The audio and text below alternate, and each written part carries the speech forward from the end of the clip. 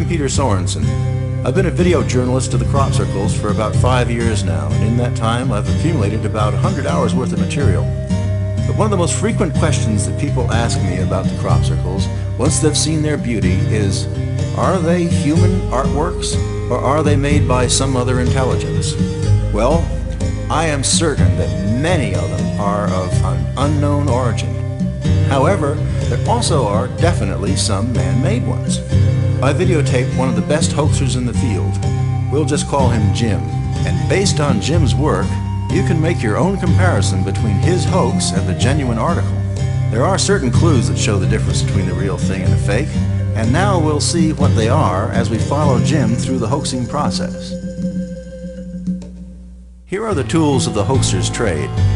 First, they use a pole with a piece of string on it, which is like a compass for making a circle. To flatten the crop, they usually use a piece of wood with string on the end of it. They push it down with their foot, and with each step they lift it up with the string. To work fast, they sometimes use a garden roller to fill in large areas. Jim, like other hoaxers, usually starts out with a carefully prepared diagram. The first thing that a hoaxer has to do is establish the center point of the circle. Here you see Jim pushing a rod down into the soil, from which he ties a string. Now he goes around in a small circle with that radius, just like a compass, and then stomps it flat. And with a little bit more string, he can make a larger circle around that. Here's Jim working on another small circle. Now, something that happens sometimes in the real formations is that we get what we call bald centers. That is, there's no standing crop at the very center of the circle. Well, Jim flattens it down with his feet here, and then touches it up with his hands as best he can to try and make it look nice. But compare it with this, which is in a golden crop. Notice the overlapping layers. It's fluffy and light, and not stomped down by heavy feet, or self-consciously rearranged to hide a jagged center.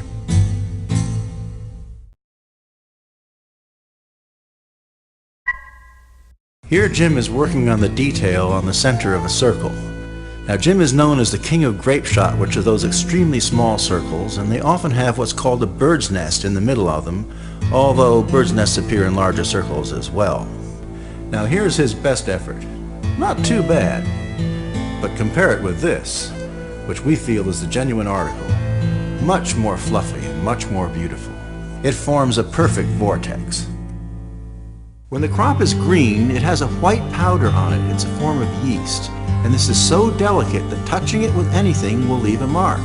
And here what you see is the footprints of Jim's sneakers on the crop. And everywhere he's been, there is this telltale footprint. I've been the first person into several crop circles, and there's been no footprints at all in those formations. So this is a perfect indicator of the genuine formation if you are the first person into such a circle. When you walk into a crop circle for the first time, the one thing that'll hit you right away is the lay of the crop. That is, how it is lying down on the ground. Here we see the results of some of Jim's work, which is pretty jumbled and chaotic. But compare it with this.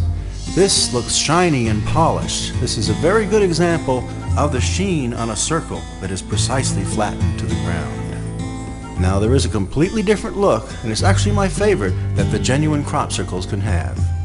It's as if the energy that swirls through the crop circle leaves the crop looking as though it was water itself, frozen in a moment in time.